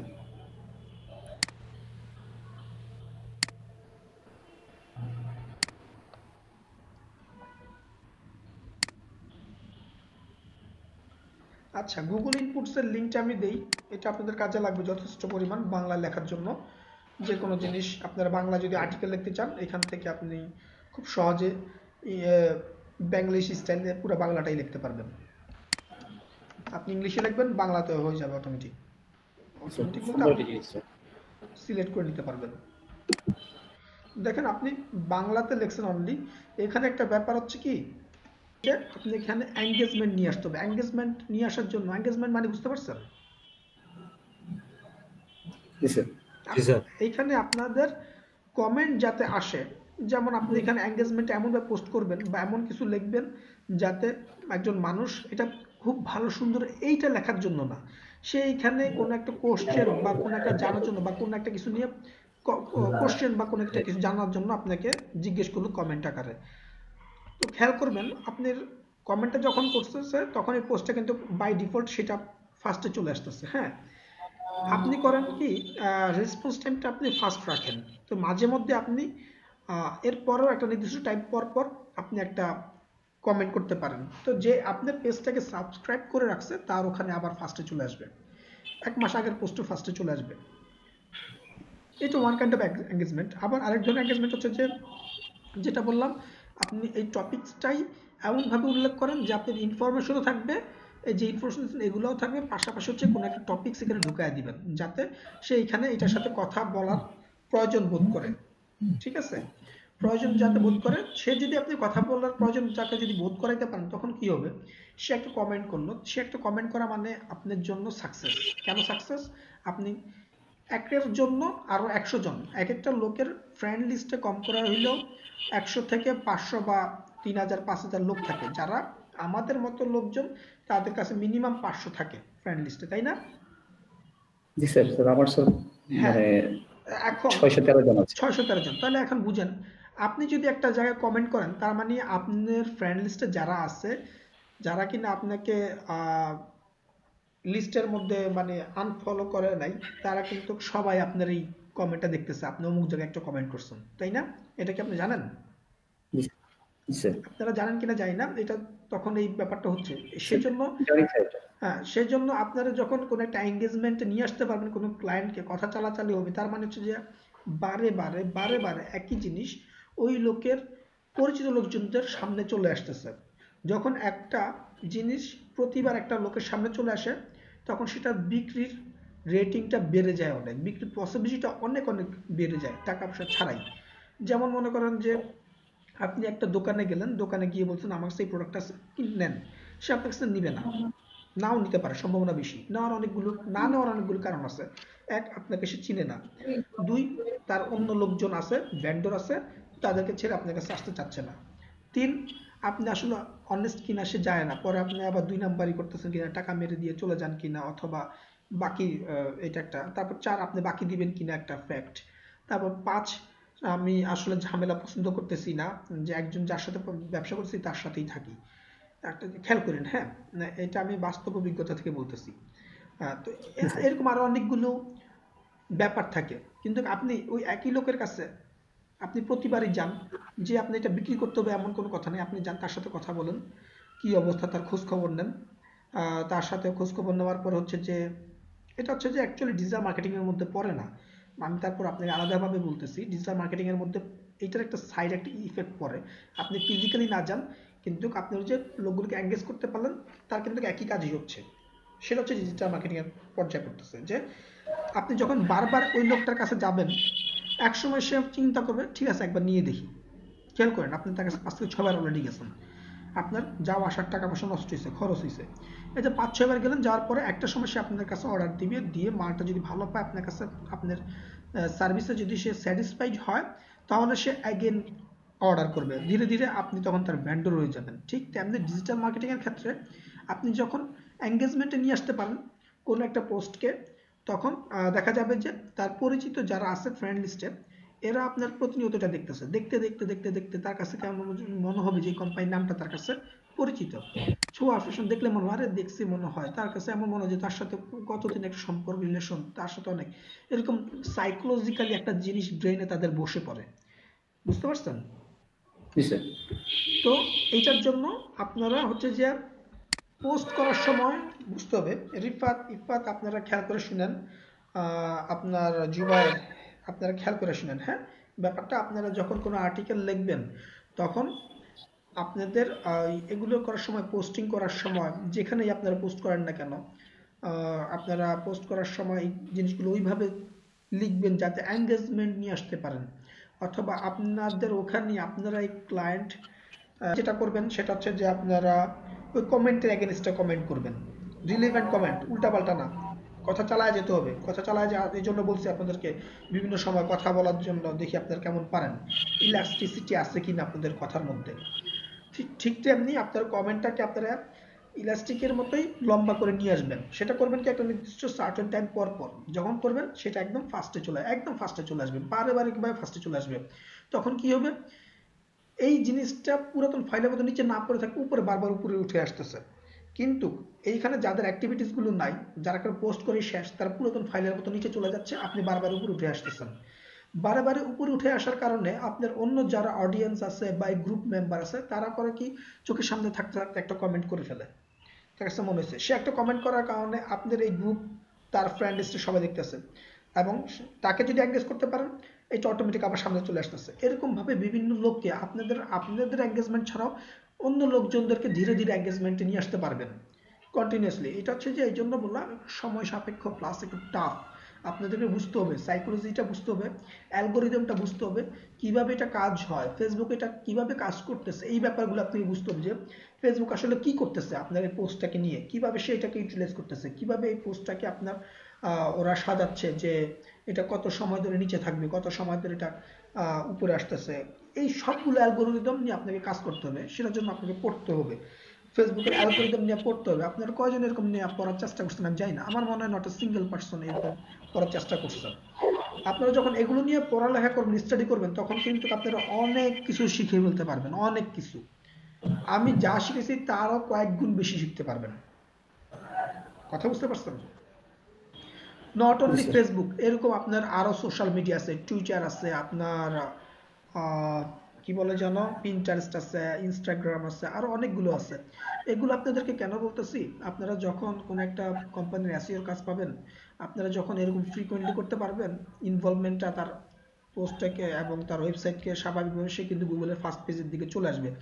গুগল আবার অ্যালগোরিদমের মধ্যে যখন দেখবে যে এই ওয়েবসাইটের অ্যাক্টিভিটিস মারাত্মক, প্রচুর পরিমাণ অ্যাক্টিভিটিস হচ্ছে এবং রিলিভেন্ট অ্যাক্টিভিটিস, তখন ওরা করবে কি, বাধ্য হই, ওটা তো গুগল কোম্পানি কোনো লোক করতেছে না, তাদের মেশিন সিস্টেমের মধ্যে অ্যালগোরিদমে ফেলে দেওয়ার কারণে সে অটোমেটিক বাধ্য হয়ে আপনার ওই ওয়েবসাইটটা সামনে উঠে আসতেছে।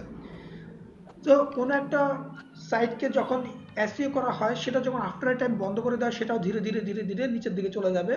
কারণ কি, অন্য যারা এসইও করতেছে, তার যারা অ্যাক্টিভ এসইওতে, তারা ধীরে ধীরে ধীরে সামনে চলে আসতেছে। তো সেই জন্যই আপনার এগুলো কন্টিনিউ চালায়া যায়, এবং এসইওটা হচ্ছে খুব প্রফিটেবল একটা বিজনেস বা ফ্রিল্যান্সিং। যারা একটা ক্লায়েন্ট ধরতে পারবেন এবং বুঝাতে যদি পারেন যে এই এসইওর কারণে সে কতটা প্রফিটেবল, এবং তাদেরকে যদি আপনারা এই লিড জেনারেশন প্লাস এসইওর পাশাপাশি আরো ইফেক্টিভ সার্ভিস দিয়ে তাদেরকে যদি ইনভলভমেন্ট, তাদের বিজনেস ডেভেলপমেন্ট করে দিতে পারেন আপনি, তারা কিন্তু হ্যাপি হয়ে যাবে। কারণ তারা দেখবে যে তারা এতদিন পর্যন্ত ক্লায়েন্ট ছিল এরকম, আপনাকে কাজ দেওয়ার পর এরকম ক্লায়েন্ট বাড়ছে, এবং আপনাকে রিপোর্ট তৈরি করতে হবে যে এরকম আজকে কাজ করছি। আপনি মনে করেন যে ফেসবুকে একটা পোস্ট করলেন গ্রুপের মধ্যে, সাথে সাথে লিঙ্কটা কপি করে ফেলবেন, ডেট টাইম দিয়ে আপনি লিঙ্কটা পেস্ট করে দিবেন। এরকম আপনাদের কাজের প্রতি হিস্টোরি রিপোর্ট করার সময় এভাবে করতে হয়। আপনি সারাদিন ধরে কষ্ট করলেন, পোস্ট করলেন, কিন্তু রিপোর্ট রেডি করলেন না, আপনি কিন্তু 1%ও কাজ করেন না হিসাবে ধরে নেবে ক্লায়েন্ট। সেই জন্য আপনারা মনে রাখবেন, যারা এসইও নিয়ে কাজ করতেছেন, লিড জেনারেশন নিয়ে, হোয়াট এভার যেটা নিয়ে কাজ করেন না কেন, আপনাদেরকে প্রতিটা কাজের জন্য রিপোর্ট বাধ্যতামূলক। আপনার কাছে রিপোর্ট চাক বা না চাক, এই জন্যই বাধ্যতামূলক আপনার জন্য। কারণ হচ্ছে যে আপনার সাথে কোনো কারণে ক্লায়েন্টের ক্ল্যাশ লেগে যেতে পারে, ক্লায়েন্ট আপনার কাজকে 2 পয়সা মূল্যায়ন নাও করতে পারে। সেক্ষেত্রে আপনি তখনই রিপোর্টের সাথে সাথে ওপেন করে দেখাই দিতে পারেন, এই না বাপ দেখ, কথা কম কম, আমার কাজ দেখ আগে। আপনি তাকে স্যাটিসফাই করতে হবে, ঠিক আছে? সেটার জন্য আপনাকে রিপোর্টটা কতভাবে করতে হয়। আপনাদের অ্যাসেসমেন্টগুলো নেওয়ার সময় আমার কিন্তু দুঃখ লাগে, আপনারা যেমন ওই যে ডাটা, বিগ ডাটা কিভাবে আপনি একটা কলাম থেকে রো করবেন, যেমন আখিমনি বা অন্য কেউ যেটা করছে, ভাগ করছে উপরের কলাম রো থেকে একটা রোতে নিয়ে আসছে, একটা কলামে নিয়ে আসছে, কিন্তু উপরেরটা ডিলিট করে নাই। সুন্দর মতো একটা দিবে না, সেটা করে নাই। নাম, ইমেল অ্যাড্রেস বা সাজানো কোনো কিছু করে নাই, কোন কান্ট্রির কিসের লিড, কিচ্ছু দেয় নাই। তা আমি নিয়ে কি করবো রে বাবা, এটা যে এই জিনিস নিয়ে এই রিপোর্ট, যে এই রিপোর্টের আগা মাথা কোনো কিছু নাই।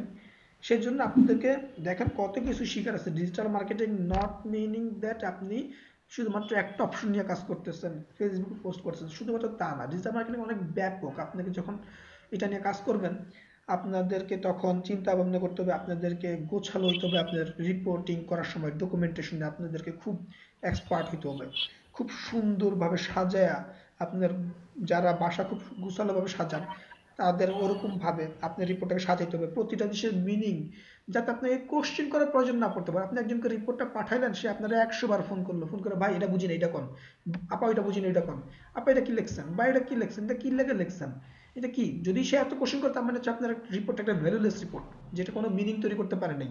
100টা কোশ্চেন সে রাইজ করতেছে। আপনি রিপোর্টটা এমন ভাবে করতে হবে যে রিপোর্টটা একজন লোক ওপেন করবে, করার সাথে সাথে বুঝতে পারবে যে হ্যাঁ আমি এই সোশ্যাল মিডিয়ার, উনি বুঝাচ্ছে যে এই সোশ্যাল মিডিয়ার কাজটা উনি করছে, এইটা অমুক ডেটে এই লিঙ্কে উনি পোস্ট করছে অমুক টাইমের সময়। আচ্ছা এটা কি টাইপের, এটা কোন ধরনের লিড নিয়ে কাজ করছে, এখানে উল্লেখ আছে। মনে করেন সব ডিটেলসে লিখে দিবেন, খুব সুন্দর করে সাজায়া লিখবেন ব্যাপারটা, তাহলে হবে কি, সে আপনার রিপোর্টটা দেখে হ্যাপি। বি কেয়ারফুল, আপনার এই রিপোর্ট দেখে হ্যাপি হওয়ার কারণে কিন্তু বি কেয়ারফুল বলতে এটা নেগেটিভ না, পজিটিভলি সে আপনাকে অন্যভাবে কাজ দিতে পারে। দেখা গেলো আপনার ডকুমেন্টেশন তার পছন্দ হয়ে গেল, সে আপনাকে জব অফার করতে পারে অ্যাডমিনিস্ট্রেশনে অথবা অন্য কোনো কাজে। ব্যাপারটা কিন্তু অতটা হেলাফেলা করার জিনিস না, আপনার একটার কারণে আরেকটা দুয়ার খুলে যেতে পারে, বুঝতে পারছেন? আপনাদের সবাইকে কিছুদিন আগে একটা গল্প বলছিলাম না, যে আমার এক ফ্রেন্ডের জার্মানিতে জব হয়ে গেছিল, যে তার কিন্তু ওই যে কাজ করছে এক one kind of freelancing related different, তার জব হয়ে গেছে অন্য জায়গার মধ্যে। তার ক্লায়েন্ট যেখানে তার ফ্রিল্যান্সিং যে ক্লায়েন্টে করছে, সেই ক্লায়েন্টের জব হয় নাই, জব হয়েছে অন্য জায়গায়। তার ক্লায়েন্ট তাকে রেফার করছে অন্য কোম্পানিতে, যে আমার কাছে এরকম একটা ছেলে আছে, সে খুব সফটওয়্যার ইঞ্জিনিয়ারিং এই সেক্টরে খুব ভালো কাজ পারে।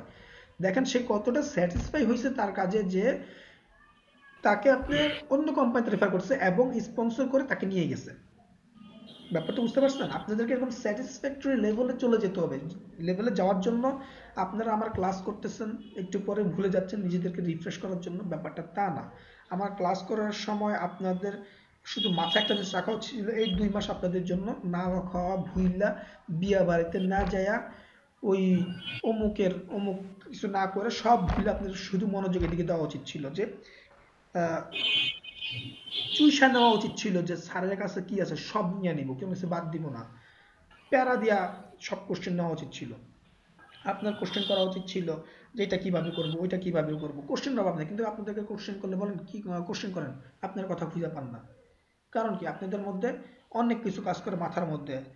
আজকে অমুক ফ্রেন্ডের সাথে অমুক জায়গায় যাইতে হইব, প্ল্যানটা ঠিক রাখতে হইব, ক্লাসের সময়টাও ঠিক থাকে, বাসা আজকে এই কাবজাপ লাগছে, এই কাবজাপ কেমনে সলিউশন করা যায়, এগুলা নিয়ে আপনাদের চিন্তা ভাবনা করা লাগতেছে। আপনার অমুক জায়গায় অমুক বিয়ে হবে, আমার আজকে কিভাবে কি ব্যবস্থা করতে হবে, ভাই কোনটা ইম্পর্টেন্ট আপনার? ওই বিয়েটা তো হয়ে গেল, ওই বেটা তো বউ পেয়ে গেল, ওই মহিলা তো জামাই পেয়ে গেল, আপনি কি পাইছেন ভাই? আপনি তো খালি যায় ওইখানে যা দেখা দিলেন, দোস্ত কেমন আছো, ঠিক আছে আমি কিন্তু তোমার এখানে আসছি, আর ওই যে খাই আসলেন মুরগির গোস্ত আর গরুর গোস্ত খেয়ে চলে আসলেন, কিন্তু আপনার সেটা কতটুকু আসলে আপনাকে ফিডব্যাক দিচ্ছে পরের দিন বা পরের জীবনে আপনার যে ইন ফিউচার লাইফে আপনি যে পাস করবেন আপনার লাইফটা। যারা নিজেদেরকে বেকার বলে দাবি করতেছেন, তারা আপনারা বলেন যে আপনারা ইন ফিউচারে কিভাবে আপনার লাইফটাকে আপনার লিড করবেন। এই বিয়েটাকে আপনাকে সেখানে নিয়ে যেতে পারবে? আপনার অভাব দূর করতে পারবে? আপনার যে শিখার যে চাহিদা সেটা দূর করতে পারবে? পারবে না। কিন্তু আপনারা কতটুকু কনসেন্ট্রেশন দিচ্ছেন আপনারা? এই যে আপনারা যারা ক্লাস থেকে করতেছেন, বিলিভ মি আমি জানি ফুল কনসেন্ট্রেশন দেওয়া সম্ভব না, সবাই না, বেশিরভাগ ক্ষেত্রে যেটা হয় যে কনসেন্ট্রেশন বাসার দিকেও যায়, অন্য কাজের দিকেও যায়, ক্লাসের দিকেও আসে। আমার কাছ থেকে আপনার খুব বেশি কিছু নিতে পারতেছেন না, এই ক্লাস থেকে খুব বেশি উপকারও হচ্ছে না আপনাদের। আপনি কি উপকার পাইতে হলে ওই পরিমাণ মনোযোগ দিতে হবে, ওই পরিমাণ আপনাকে ডেডিকেশন দিতে হবে, ডেডিকেশনটা মারাত্মক রকমের হওয়া উচিত, যে আপনি এইখান থেকে ইনকাম করে ছাড়বেন। আমি আসছি এইখানে শিখার জন্য, শিখে ইনকাম করব, কিন্তু এগুলো হচ্ছে ইন জেনারেল কথাবার্তা ভাই, সবাই বলে যে ভাই আমি আসছি এখানে ইনকাম করার জন্য, এইগুলাই তো আপনারা তো ইনকাম করার জন্য আসছেন, কাজ করেন কাজ করেন, বাট আমি মনে করি যে ব্যাপারটা তা না। আপনাদের মধ্যে এটা তৈরি করতে হবে যে কতটুকু আপনারা ইন্সপায়ার হইতেছেন, কতটুকু আপনারা কাজ বুঝে নিতেছেন। আপনি একসময় ফ্রাস্ট্রেশনে পড়ে যাচ্ছেন যে না স্যার ভালো পড়াইতেছে না, ভাই ভালো পড়াইতেছে না সেই জন্য আপনি কতটুকু স্টেপ নিছেন যে এটার জন্য স্টেপ নেবেন যে আমার ওনার ক্লাস ভালো লাগতেছে না, আমি ইয়েতে জানাই, স্যার মাইন্ড করলে কি না করলে কি, আমার তো ভাই শিক্ষার জন্য আসছি, ওনার মাইন্ড খাওয়া নিয়ে তো আমি বসে নাই, আমার তো ভাই এই ক্লাস শেষে আমার তো টাকা কামাইতে হবে। এই ব্যাপারটা তো আপনাদের মধ্যে মনে করেন যে গ্রো আপ হতে হবে। আপনারা যদি এই জিনিসটা না বুঝেন না করেন তাহলে তো হবে না। আপনাকে বুঝতে হবে টিচারের কাছ থেকে আপনি কতটুকু নিয়ে নিতে হবে, জ্বালায় পরে ওরা সার্কার করে ফেলান না, কিন্তু আপনারা তো কোশ্চেনে খুঁজতে পারেন না করতে সার্কার। সাইন আপে ক্লিক করবেন, reddit.com এ গিয়ে সাইন আপে গিয়ে আপনি সরাসরি গুগল অথবা অ্যাপলের ইয়ে দিয়েও করতেন, অথবা সরাসরি আপনি নতুন ইমেল অ্যাড্রেস দিয়েও করতে পারেন।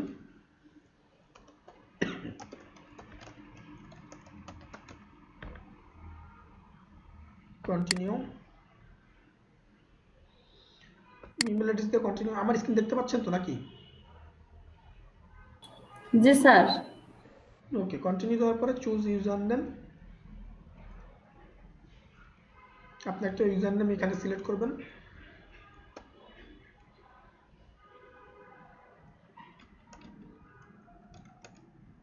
আমি একটা ইউজার নেম দিলাম আর কি। পাসওয়ার্ড মনে করেন একটা পাসওয়ার্ড দিলেন, ওই যে বললাম 8 ডিজিটের মধ্যে স্পেশাল নিউমারিক সব কিছু থাকবে।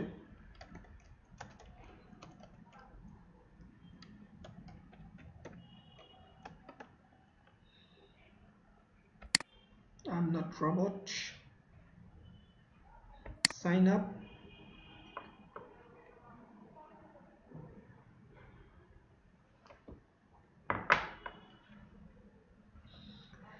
Find commodities by topic you are interested in. এটা হচ্ছে যে পিন্টারেস্টের মতো আপনাকে কয়েকটা জিনিস বলে দিবে, চাইলে আপনি এখানে যদি কোনোটা ইন্টারেস্ট থাকেন তাহলে আপনি এখানে জয়েন করতে পারেন ওদের এই গ্রুপ টাইপের। এরপরে যদি জয়েন করেন, করার পরে ফিনিশ সে দিবেন, আপনি যেগুলো পছন্দ হয় সেগুলো আপনি জয়েনে ক্লিক করবেন আর কি। আচ্ছা, এরপরে ফিনিশে ক্লিক করবেন, ক্লিক করার পরে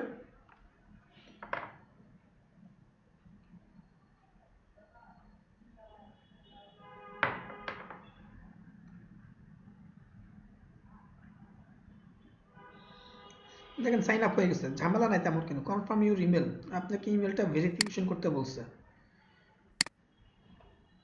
যে ইমেল ভেরিফিকেশন করবেন অ্যাজ ইউজুয়াল সে একই সিস্টেম।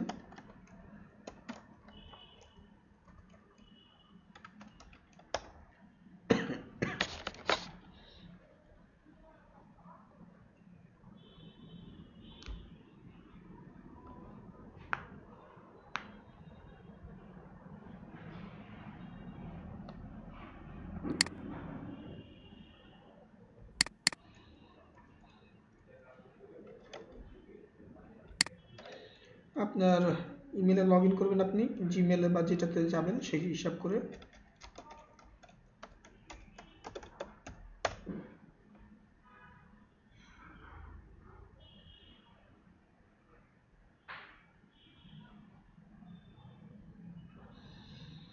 লগ ইন করার পরে দেখেন এখানে চলে আসছে verify your Reddit email address.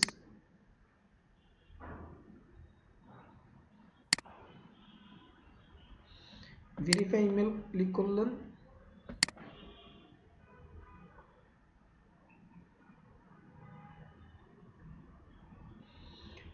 Just verify হয়ে গেছে, আর কিচ্ছু করতে হবে না। বুঝতে পারছেন? এই যে ইমেল ভেরিফিকেশন কমপ্লিট, নিচে দেখছেন লেখা আসছে email verification complete. Email verify হয়ে গেছে। ভেরিফাই হওয়ার পরে এখানে ইনবক্সের মধ্যে আপনি, এটা হচ্ছে ইনবক্স বা মেসেজ সিস্টেম, ফেসবুকের মেসেঞ্জারের মতো। এখানে দেখেন আপনার ওরা একটা বাই ডিফল্ট ওরা একটা ইমেল দিয়ে দিছে যে ইনবক্সে কোনো কিছু থাকলে এখানে শো করবে। এটা হচ্ছে সেন্ট আইটেম। সেন্ট আইটেম মানে আপনি যদি কাউকে মেসেজ পাঠান সেক্ষেত্রে হচ্ছে এটা এখানে শো হবে। সেন্ট আইটেমে ক্লিক করবেন। সেন্ট আইটেমে ক্লিক করলে সেন্ট আইটেমে যে মেলগুলো পাঠাইছেন মানুষজনকে সেটা লিস্ট পাবেন এখানে। আর সেন্ড এ প্রাইভেট মেসেজ, এটা হচ্ছে যে আপনার যদি কাউকে আপনি মেসেজ পাঠাইতে চান সেই অপশনটা এখান থেকে করতে পারবেন। User name, subject message I am not robot দিবেন, দিয়ে সেন্ড করবেন। সেন্ডে ক্লিক করলেই সেন্ড হয়ে যাবে। আচ্ছা, এরপর হচ্ছে যে আপনার চ্যাটিং করার জন্য এই অপশন, একটা হচ্ছে ইমেল অপশন আর একটা হচ্ছে চ্যাটিং এর অপশন। চ্যাটিং করার জন্য এই অপশন থেকে আপনি নিউ চ্যাট, আপনার যারা ফ্রেন্ড লিস্টে থাকবে তাদের সাথে চ্যাট করতে পারবেন, ফ্রেন্ড লিস্টে যারা থাকবে। আচ্ছা, গেট কয়েন্স, এটা হচ্ছে আপনার অ্যাক্টিভিটিসের উপর বেস করে আপনাদেরকে বিভিন্ন রকমের কয়েন্স দেওয়া হবে, গিফট করা হবে। আর এটা হচ্ছে যে আপনার প্রোফাইলটা আপডেট করে ফেলবেন অ্যাকাউন্ট খোলার পরে। আপডেট করে এই যে এখানে অ্যাভাটার আপনি দিতে পারেন, অথবা আপনি প্রোফাইল পিকচার দিতে পারেন, নিউ পোস্ট করতে পারেন নতুন আপনার স্যার জি। আজকে এইটা দেখানোর পরে লাস্টে হচ্ছে স্যার টুইটারের ইউজার নেম কি চেঞ্জ করা যায় কিনা এটা একটু দেখিয়ে দিবেন। আচ্ছা ঠিক আছে, খেয়াল করেন এখানে হচ্ছে যে অ্যাবাউট ক্যারিয়ার আপনার যা যা আছে লিঙ্কডইন বা ওইটার মতো সবগুলো ফিল আপ করে ফেলবেন। ঠিক আছে, যা যা অপশন আছে এগুলো সব ফিল আপ করে নেবেন। মনে রাখবেন একটা অ্যাকাউন্ট করার সময় এগুলো সব ফিল আপ করে নিতে হয়, এবং কোনো প্রকার কোনো গ্রুপ বা কোনো অ্যাক্টিভিটি চালাবেন না, ওদের অ্যালগোরিদমের মধ্যে ধরা খেয়ে যাবেন। ঠিক আছে, সুন্দর মতো এগুলো সব ফিল আপ করবেন। করার পরে এই যে এদের এখানে ক্যারিয়ার অপশন আছে, ক্যারিয়ার হচ্ছে জব সেক্টরের জন্য। View job opening, join the conversation at Reddit, এটা হচ্ছে রেডিটের এখানে যদি জব করতে চান।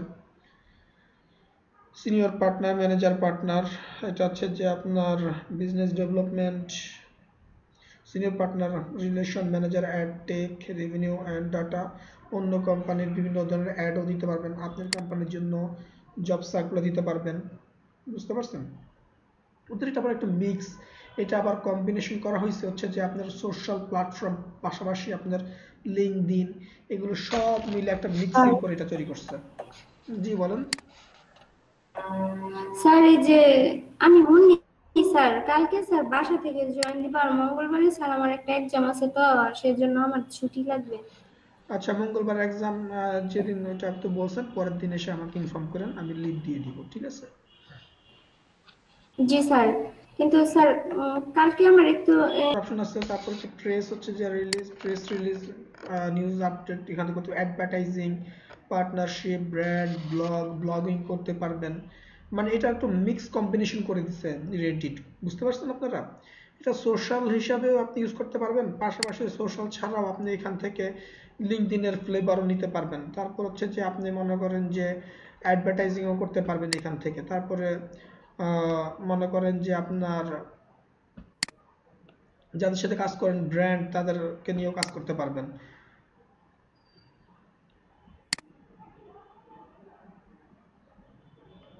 কথা বুঝতে পারছেন? এটা নিয়ে দেখানোর তেমন কিছু আছে এখান থেকে, এটাও আপনি হেল্প পাবেন এখান থেকে। দেখানোর কিছু আছে আর এখানে যে এই লিঙ্কে গেলে আপনি সবগুলো পাবেন। নিউ পোস্ট করার জন্য ক্রিয়েট অ্যাভাটার বা আপনাকে যেটা বললাম সবকিছু পোস্ট করতে চাইলে এখান থেকে করতে পারবেন, ইমেজ দিতে চাইলে আপলোড করতে পারবেন ইমেজ, যদি লিঙ্ক প্রোভাইড করতে চান টাইটেল দিয়ে ইউআরএল দিলেন, দিয়ে আপনি এখানে কাজ করতে পারবেন। পোল দিতে পারেন। পোল কি জানেন তো নিশ্চয়ই? পোল কি জানেন আপনারা? জি স্যার, জি না স্যার। কে জানেন না? স্যার আমি জানি না।